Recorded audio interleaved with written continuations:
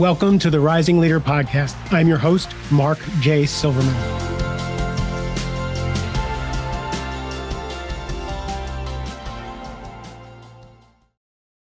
You know, when we're talking leadership on this podcast and in most of the social media and posts that I put out, we talk a lot about the humanity of leadership and basically, how leadership takes so much more time with people than you expect. And it takes so much more of you to show up in ways to deal with every situation than you would expect. And when I saw some information on my next guest, I looked at his vast experience and all the topics that he talks about. We were talking just before we turned on the mic that he could handle any subject that I threw at him. He could handle at a moment's notice, which I have no doubt. But what caught my eye was a book that he wrote that he's going to be re-releasing, which I'm really excited about, which deals with frustration. And we know that this time in the year of our Lord 2025, we're all dealing with a lot of frustration. Our allostatic load is through the roof, whether it's with politics, with our families and friends, whether it's markets that are unstable, whether it's just, what is happening and what does it mean to be a leader and a person in society these days. I thought he would be a great guest. So officially, Andrew Oxley is a nationally recognized author, speaker, and executive coach. He's the founder of the Oxy Group, a training and consulting firm with a focus on bottom line results. Their clients include Farmers Insurance, Progressive Insurance, Coca-Cola Enterprises, Turner Broadcasting, the Weather Channel, Cox Communications. So, some pretty substantial heavy hitter clients. Combined, his books and programs have reached and improved the lives of tens of thousands of people. His mission is to help his clients understand and deal with the complexities that they are experiencing, returning their days and their business to a state of simplicity while accelerating their business results. The book we're talking about, he's the author of The 4 Faces of Frustration, How to Turn Frustration into Delight, which is an allegory, kind of like our friend, how am I forgetting his name? You know who I'm talking about? The 5 dysfunctions of a Pat Lencioni. Pat Lencioni, right? Like an allegory. Thank you. Sorry, Pat. I am so sorry. I talk about your books all the time. But anyway, Andrew, thank you so much for being here. Thank you for having me, Mark. I'm excited to be on your podcast. Yeah. So I'm why was the focus of frustration important to you? It's from our experiences that our book titles and our focus comes from. Where did that come from? Well, I think primarily because I was experiencing a lot of it earlier in my career. When I talk to leaders, when I talk to parents, when I talk to, just people, like you said, right? We are frustrated quite often. And those frustrations take on different forms. It could be a frustration with, what somebody's doing or not doing, but it shows up in people very, very differently. And the part of the challenge I had early in my career, I made this assumption that everyone reacted to difficulty the same way I did. That when they were frustrated, they looked like I did. And see how I look when I'm frustrated is I talk about it. I want to talk about it. I want to get it on the table. Let's just talk it through. Well, that is true for a percentage of the population, and it's not true for the majority of the population, actually. And so for at least half the population. And so what I was doing was I was doing something that worked with about half the population, which allowed me to believe that I was not the problem. That Right. must be them because it's working with most people. So why isn't it working with everyone? And so I started to study the ways that people react to frustration. And I came across something really amazing. And that is that it is easiest to understand someone's communication style when you observe them when they're frustrated. Because it's like we have this belief, this myth that we believe that we're at our best when things are at their worst. That is actually not true. We are usually at our worst when things are at their worst. Now, we could be at our best. I'm not saying we can't, but not normally. If we're really honest, we're not really Mm-hmm. best quite often. That's when the ugly gremlins come out and we behave in manners that we walk away from the conversation thinking, I'll do that differently next time. That's But why every leadership program puts you in some kind of stressful situation so that you can mirror to yourself how you would show up in a yeah, situation. Yeah.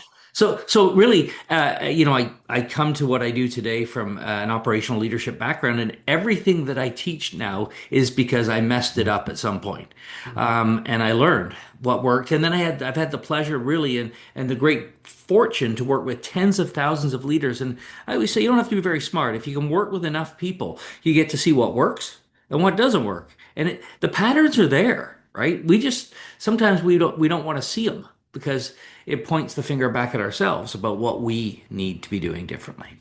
Not only 95 to 99% of the time, right? So you started off by saying people react to frustration differently. So the Yes. first piece is actually learning people's styles, right? Yes. Yeah. Yeah, exactly. And so I'll just go through the four different faces of frustration, the way that people react to frustration. Now we have to distinguish first between anger and frustration, or angry and frustration. Everybody gets angry from time to time. I mean, maybe some people don't. I've not met anyone, but most people get angry. But three of the four styles transition through anger into frustration. One of the styles actually stays looking angry, and in fairness to them, they're not always angry. Mm, Sometimes they're just passionate. So we call these individuals. The four faces. If you look at the book on Amazon, you'll see it. The red face is the one I'm talking about first here, and it looks angry. And we use red because red is the color of passion. And quite often, these individuals are just passionate. They're not really angry, but it comes across as heat and anger to the other three behavioral styles. It's like, my wife said to me one time, she said, "Well, why are you so angry?" I'm like, "I'm not angry." And it actually made me angry that she thought I was angry. So I thought that was probably very telling. But because I thought I was hiding it, right? But sometimes we're just passionate. We're just so passionate about what we want to have happen, and it's never happening fast enough for these individuals. right. So if you've ever had someone say to you, like you ask them when they want something and they say yesterday, they're probably a red. Mhm. They're this face that is just like it's all now, now, now, drive, drive, drive, drive, So right? those are the driver people, the controller people, Yeah, those are the people controlling who just have personalities. tons of energy Yes, and yeah. they think they're coming across at a 2 or a 3 on a scale of 1 to 10. They're actually on blast on 10, but they just have no awareness of that, right? Yeah, or well, they may not, or they may and they don't care. One of the two, right? Or maybe they are aware and they're trying to moderate. But in general, that's the first one. We call it the angry, the red. Hmm. The passionate. I'm just going to use the kind word, which is passionate, right? Okay. And so when I describe that person to people, they usually already have someone in their mind. They're like, "Oh, yeah, I know someone like that, right? Or I am that person, or I'm married to that person, or they have someone already in mind." Reds are really easy to identify, right? Especially when they're frustrated. Okay, so now the other three translate through anger into frustration, and the first one we're going to talk about are the yellows, or the optimists, the happy-go-lucky people. These people have never met a stranger, and when they get frustrated, they transition through anger, and then they feel bad that they were angry, and they start telling you everything's going to be fine. Don't worry about it. We're going to work through this, and they start trying to put lipstick on the pig, and it's just pisses off the three other behavioral styles actually, because they're like, why do you have to make everything fine? It's not fine. Let's just deal with the problem, right? And so we call these the yellows, or the happy people, the optimists, and our face for them is the smiley face. So a lot of people know people like that, right? They know people who are they're all the eternal optimists. Yeah, and And as you speak, I'm going around the Enneagram wheel and I'm picking out yeah, types that might fit into your categories. yeah, and there's a lot of correlation between the Enneagram and behavioral style. So the other one that's pretty easy to identify is the people who are what we call blues or analyticals, quite often engineers, accountants, detail-oriented occupations. When they become frustrated, they start asking lots of questions. Now, this causes them to be cast as the pessimist in the group. You're Right. always talking about why it won't work, and part of the reason why they get cast as the pessimist is they're pointing out all the potholes in the road, which actually is really an important function on any team. You need someone who's paying, hey, we're going 80 miles an hour and we're hitting potholes. Maybe this isn't such a great idea. But the problem is when you get cast as the pessimist, people stop listening to you, right? So we always say for blues, or the compliance oriented individuals, what you need to do first is state your intent, because when you come up with 50 questions and 50 reasons why something won't work, and then you say, but I want it to work. People have already framed your intent for you. So just frame your intent up front. Like, I Mhm. want this to work, but I see some challenges. Is it okay if we talked about that? Well, now people are going to hear your questions very differently, right? So those people are actually pretty easy to identify too. The one that's hard to identify are what we call the greens or the steadies. This is actually the largest group in society. Women are slightly more statistically to be green than other than the men, slightly. They're quieter and they're not emotional. So when they're frustrated, they just stop talking, which really none of the other three behavioral styles do. The blues do for a little while, but greens just stop talking. And if you ask them why they don't raise their concerns, they say, "Well, you're not listening to me anyway, so what's the Mhm. point?" What's frustrating about this is when whatever you're trying to do doesn't work, they say, "Well, I knew that wasn't going to work." You're like, "Well, why didn't you tell me?" And they'll say, "Well, I tried, but you weren't listening." Right? So if I'm a talker, when I've got a problem, when I'm frustrated, and I'm dealing with a green who is a non-emotional, I'm just going to shut down and do whatever you want me to do. It looks to me like they're not frustrated because they're just being compliant with what I want. But they're a little Mount Everest or might like a little volcano, working up to eruption. And when you piss a green off for long enough, they erupt. And they Mhm. look like a red for a very short period of time, but then they feel guilty that they got mad and they go back to. Because anger is the only way they actually can overcome that reserve. Right, right. So when they've had enough, they erupt.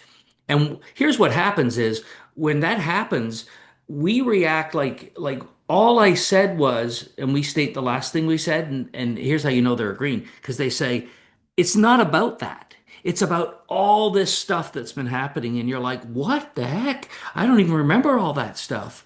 But Mhm. they do. They have long memories. So you got the red, yellow, green, and blue, very different approaches. So the first thing that we need to recognize as leaders is you're not just one. This is an oversimplification, right? You're Right. more than just a color or a style, communication style, but all systems are broken, but some are useful. Like the Enneagram's very useful. It doesn't explain everything, but it explains a lot. It helps you understand people, right? And so this system, first I got to understand, oh, okay, how do I respond under stress? Now, before you think you know, go ask someone who knows you well because they may think, like I didn't think I'm a red yellow. I didn't think I had very much red in me. I've since found out I have a lot um, from various people and being assessed. And so, make sure you know what you are first. And then what'll happen is, okay, so when I'm stressed, when I think I'm hiding it, I'm probably not. And I'm doing things that will work with some people, but won't work with others.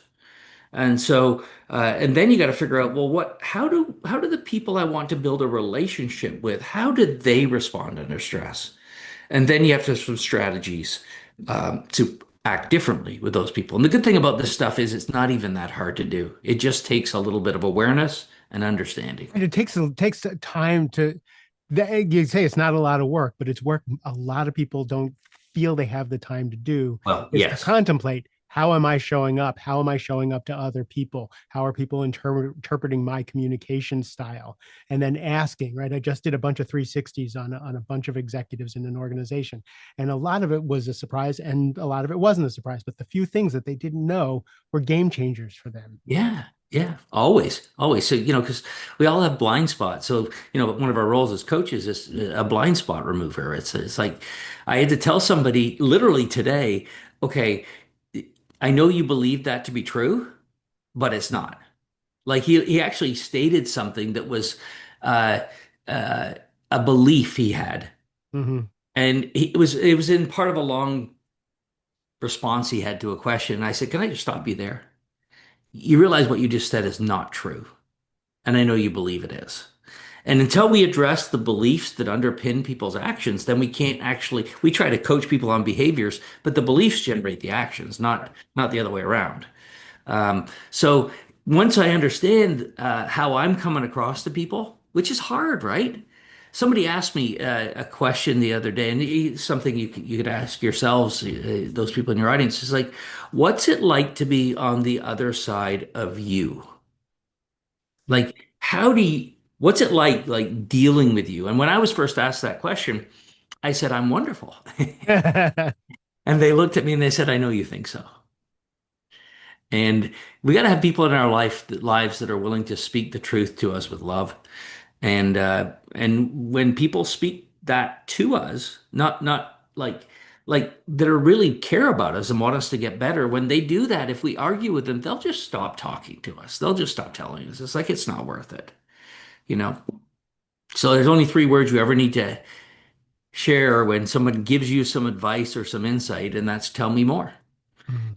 Not, well, you don't understand because, tell me more. Now, it doesn't mean they're right. It doesn't mean you have to accept their advice.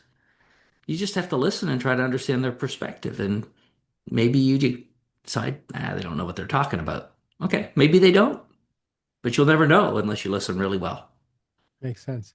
Can we go around that the four Yeah. colors again, but this time just do succinctly tell me the pitfall. We talked about the pitfalls, but kind of succinctly say the pitfalls of the color and then the healthy version of the color. Yeah, Because I was thinking as you went around with the four colors, every single one of those people is needed in an organization to move it forward. So can you correct. talk about that?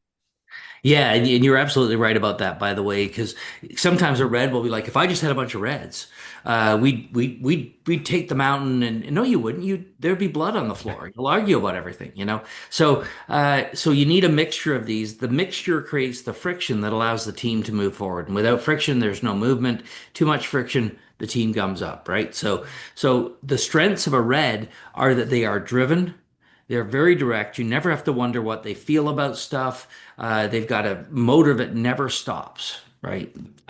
They're about getting to the top of the hill fast. It might be the wrong hill, but they don't care. They're like, okay, so that's the hill we want, and they'll go take that hill. So that's you need people who just they're never satisfied, want to move Yeah, they fast do the work of three, four people, right? Yeah. quite often. Sometimes they create work for three or four people, which is the downside, right? Because, in the process of getting up the hill fast, they will injure people. It is not their intention. They'll hurt people's feelings. They'll say things they probably shouldn't say. They have sometimes a lack of attention to detail. They don't pay attention to what could go wrong because they're like, what could possibly go wrong? They believe they're more powerful than the environment, so they just are going to move fast and go, right? So a lot of times, and by the way, reds are more likely to be in leadership positions than any other behavioral style. Please do not interpret this that they make better leaders. They do not necessarily. That's a skill issue, right? But they like to be in charge. So you will see them in charge, whether they actually are in charge. Like you may have a red that works for you and you feel like you work for them because Right. they're telling you what to do all the time. You're like, I am the boss here. But they're like, yeah, but you're not moving fast enough. So I'm going to tell you what you need to do. It's Uh, interesting. Often when I coach people who I would consider reds, I would say, look, your personality, like the way you show up, you should be CEO, right? Like, but you're not. So you need to decide, are you going to go start your own thing and become CEO? And then you can be red all you want. You'll run into problems there also. of course. But but if you're going to be on a leadership team reporting to a CEO, there's some modifications we need to make here. Now That's you need to choose. Yeah, that's exactly right, right? So there's no such thing as a strength without a weakness. And I want to come back and talk about the Peter principle at the end of this if we have time. But let's go around to the yellow. Yellows also like to move fast. They want to get to the top of the hill, but they want to have some fun and meet some people and laugh and have a good time. And they're awesome at building like networks of Mhm. people, and you just feel good around these people. You're like, man, they're just so much fun. I always say the party never really starts until the yellows arrive. I mean, the Reds think it starts when they arrive because they tell people to have fun, but it really starts when the yellows arrive because they're like a little party in a box. You pop out, no, they pop out, and a party erupts. So they're great at building teams and bringing people together and making people feel good, and they're good in front of people. The downside is that they have a sincere lack of attention to detail, which they can usually get away with it early in their career, but after a while, it might reach up and bite them, you know. Hmm. They're not good at keeping schedules. They don't tend to be on time, but they can Which, so convince what you're you. saying is they generally have ADD. Yeah, I think they're definitely the most medicated group in school. Yes, without question. It's like the Disney movie where the character's like squirrel. That's a yellow, right? They can move fast. They think fast. They have to talk and think at the same. Sorry, they have to talk it out to think it out. Like they do both at the same time. So do Reds, by the way. Um, but greens and blues don't. They like to think before they talk, which causes issues when you're trying to solve a problem. Um, so that's the downside of the yellows is that they can be. Well, the other downside is sometimes they make jokes about other people that are really funny to them, Hmm. but not as funny to the person who was made fun of, right? And they don't recognize that I shouldn't have said that, maybe. Um, okay, so the greens, by the way, greens are the backbone of any organization. If you have an employee who's been with you for some time, uh, and is very loyal, probably a green. Greens stick around. They're not big on change. Uh, they like to do things that are somewhat repetitive quite often. Um, and they don't get bored with it, but they do it really well. And they're good at building relationships with people. Like, whereas yellows know like 50 people, greens will know five, but they know them like everything about them. They have deep relationships. They know everything that's going on in an organization. If you want to know what's going on in your company, go find a green. They know. They really know. They know where all the dead bodies are buried. The Reds do too, but that's because they buried them. But the so that's the greens are great people. They're just the term salt of the earth. That's a green, right? Just the salt of good people, right? The downside of a is that they don't like conflict. Right. So they're not attracted to leadership positions quite often, even though they would make amazing leaders.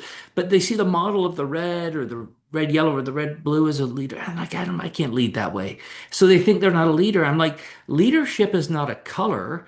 It's somebody who's able to take people from somewhere to somewhere, Mm. right? So greens are like to avoid conflict, and so they they they tend to just give in, and they seem docile to the other behavioral styles. Like you don't really care, and they do care. They care deeply. They just find it hard to be noticed in a crowd quite often. Okay. Um, and then blues, their strength is their ability to analyze a situation till it's dead. They can analyze anything. They can pick it apart and see what's right, what's wrong, and build a plan and stuff. The downside is they get into paralysis by analysis sometimes, and they just analyze stuff so much, and they don't take action. Blues build a project plan by identifying how many steps they are, how long is every step going to take, and then they add up the steps, and that's how long the project's going to take, which sounds very logical, but not the way the other behavioral styles do it. Specifically, reds and yellows, they just decide how long the project should take, and then they decide the plan to meet the desired timeline. That's not what blues do. And so there's this, they get blamed sometimes for not having a sense of urgency. So, great analyzers, but with all these things, if you think about it, the strength becomes a weakness if it's not managed properly. So, not Malcolm Gladwell, sorry, Marshall Goldsmith had a great book. It said, "What got you here won't get you there." And in that book, he said, the problem with leaders as they progress, and all of us, as we progress and we become successful, is we start believing that I am successful because of the things I do. And you got to divide what you do into two categories: the things I do that help me be successful, and the things I do that I am successful in spite of. And the in spite Mm, good. ofs, those are the things that will trip you up. Um, so a red might think I am successful because I'm so driven. And I'm like, okay, at times you are successful because of that. In times you're successful in spite of the way you come across. Right. So if you just moderated this in these types of situations, you'll be even more successful. And that's the hard thing to get your mind around as you look at yourself, because I can't see the difference. I see them equally, Right. you know.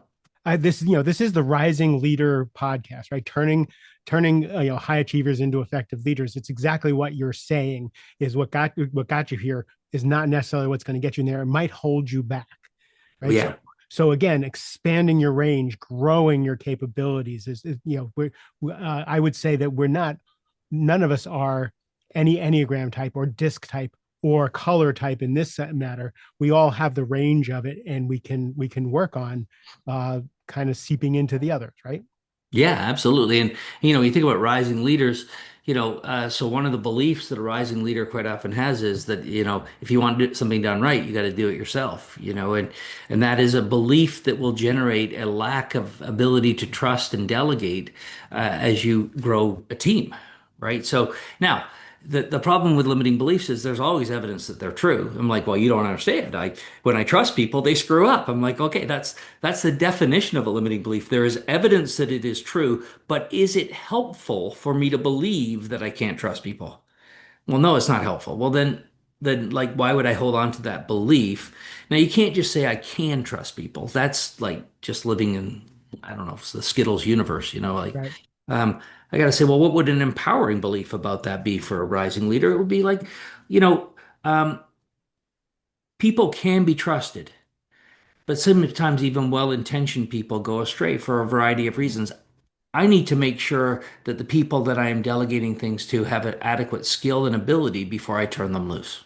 That's an empowering belief. Because now an empowering belief directs you at what you need to do differently. It doesn't just you don't just say the world is the way you want it to be and believe that's going to change the world. Right. And this is in your work also, but clarity of vision, like all the communication, everything for that accountability, for that your ability to trust is on them, but also on you and how you foster them. Yeah, absolutely. And, I often say to leaders, if you're not following up on the things you've asked people to do, then don't even bother asking them. I mean, because only one of two things can possibly happen. Either they did it and you should be positively reinforcing it, or they didn't do it and you missed it, but you're going to catch it at some point. So, follow up is actually an incredibly important skill. You got to do it a very specific way, but that's not micromanaging. I think micromanaging has sort of become this bludgeon that we use against leaders so that they don't follow up on the things we're supposed to be doing. Micromanaging is bad, but it's not follow up. That's not micromanaging. Right, right. Follow. Yeah, it's Yeah, definitely. right. Let's call it communication. Let's Yeah, just call it exactly. open and continuous communication. That's great. Can I ask you one more thing? But like I love this whole exploration of how we deal with conflict, with frustration, and how we show up. Everything you want to know about your future spouse. Just have someone bring the wrong dinner to the table and see how they treat the wait person. You'll know what your life is going to look like, right? um there's something else you talked about in one of your talks, and I thought it was just really cool, is that uh we are someone in our people's story. As a leader, we Yeah. have a role in people's story, and you talk about being the hero, the villain, or the guide for your employees' lives. And if you would just take a couple minutes to go through your thoughts on that, I thought that was really perspective shifting. Yeah, and so once again, this is another model. Like all of our leadership stuff, what we try to do is to try to create models that explain complex things that so you can come back to it. You can come back to the colors. You can come back to these three roles of a leader, and so the idea is that when your employees arrive home at the end of the day, someone says to them, "How was your day?" And they usually say one of three things, like, you know. They talk about what went well, they talk about what went badly, or they say, same crap, different day. But you, as their boss, is present, you're present in that story. And the question is, what role are you playing in that story? And is it the role you want to play? And there's three roles we see people playing. The first one is the role of the villain. And unlike in like the movies, villains bosses aren't inherently evil. They're good people who feel like I just don't know how to hold people accountable. Like sometimes you just got to kick people in the butt, don't you? And so they could become aggressive rather than assertive in the way that they manage their people, and they because they don't know what else to do. And so I've never actually met anyone who self-identifies as the villain, but every group I work with has met one. So I'm pretty sure they're out there. And I think if we were being real, we'd say you don't occupy a role all day. I Or mean, to the or to different people. Like they're villain to some people and they're not to others. yes, yeah, and I found we take on the villain role for one of two reasons. Sometimes we're cast as the villain by our employees that don't want to take responsibility, and so they blame us. And I've actually come to believe we have some culpability in that, even when that happens. The second time is that when we take on the role, either subconsciously or consciously choose to take on the role because I just don't know what else to do, and I've had it. And usually it's because we've spent too long in the hero role, and the hero role is different than the villain role. The hero role is a very supportive, kind boss who tries to help people, excuses things sometimes maybe that they shouldn't excuse, doesn't necessarily hold people accountable for things, maybe doesn't make people do everything they should be doing because they feel bad for their people, doesn't delegate to, because people are already overmatched. I mean, if you've got anybody on your staff that they're not doing 100% of their role and they've been in the role for some time, you are probably being a hero boss to that person. And if I pick up 5% from this person and 5% from this person and 5%, well, now I got 100% of my job and I've got like five people I'm doing 5% of their job. And that's if it's just 5%. So no wonder I'm working so many hours. I'm doing other people's jobs for them. So this is the hero, right? Now, the great thing about the hero is the employee loves the hero. The problem with being the hero in your employee story is everybody wants to be the hero of their own story. They want to go home and tell their spouse, their significant other, you know what I did today? You know what decisions I made? No one wants to go home and say, well, I don't really make any decisions. I mean, I had an idea, but my boss sort of took it away from me, shined it up and gave it back to me. And it wasn't really my idea anymore. It was their idea. I did it, but I don't really feel any ownership for it. And they may not use those exact words, but that's the way they feel, right? So both these roles, the hero and the villain, are self-limiting. You are necessary. The guide is different, and everybody thinks they're the guide, by the way. When I first tell everything, well, I'm probably mostly guide. I'm like, I don't think you are, because being the guide is an ideal. It's something that we strive for, but you can't be in the guide. I shouldn't say you can't. Very few people are going to be in guide mode all day. It's an ideal we would strive for, where we turn up to help people be their best. And we engage with them, and we're not like overly aggressive, and we're not overly excusing. The best boss that anyone I've ever talked to has ever had was a guide. They were tough, but they believed in them. They pushed them and they helped them. They did both. That's the guide, right? So what happens sometimes is we're in guide mode for a little bit with these people, and then we're maybe the villain over here for a little bit. Then we try to be the hero to people and to help people, and we get fed up and we flip over into villain mode. And I had somebody ask me one time and say, well, don't you just have to be the villain sometimes? I mean, don't you just have to kick people in the butt? And I'm like, well, when they actually, I knew they didn't, but I didn't know how to explain it to them at the time. And the good thing about what we do is I get to go back and ponder these Yeah. questions. Don't you have to beat your kids sometimes? That's right. And I thought that I tell this story quite often. When my kids were young, Tracy left me alone with the children. We have four, and for some reason, she thought I was capable of handling all that. And so I remember, like they were all under seven at the time, and I remember, and maybe your audience has never lost their cool with their kids, but I was just so upset with them. Now, what they could possibly have done under seven, I don't know. But I could give you all sorts of excuses for my bad behavior. If you went and Most asked of my us are parents. We all know. if I could just go back and say, they're going to do some really bad crap in a few years, so you shouldn't really be that upset about this. But I remember, the kids' eyes were like saucers looking at me, and I was like, if you could go back in a time machine and say, did you have to act that way? I would have said, of course I did. Don't you understand? But now, with all the experience I have, I'm like, no, I didn't have to act that way. And this is the important thing. I just didn't know how not to. Not knowing how not to do something doesn't mean that there's not a way. It just means you can't live your life in reverse. Right? You can't go back.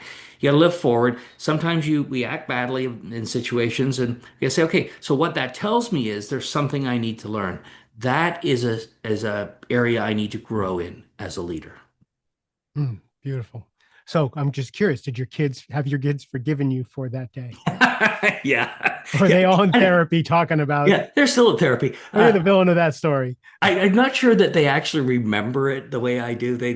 Well, I mean, I'm sure they remember me getting upset with them from time to time, but no, they don't think they really remember it. I remember it because I remember even it was happening. And this is so often when we're talking to employees, like I knew I was behaving badly, but I felt justified Hmm.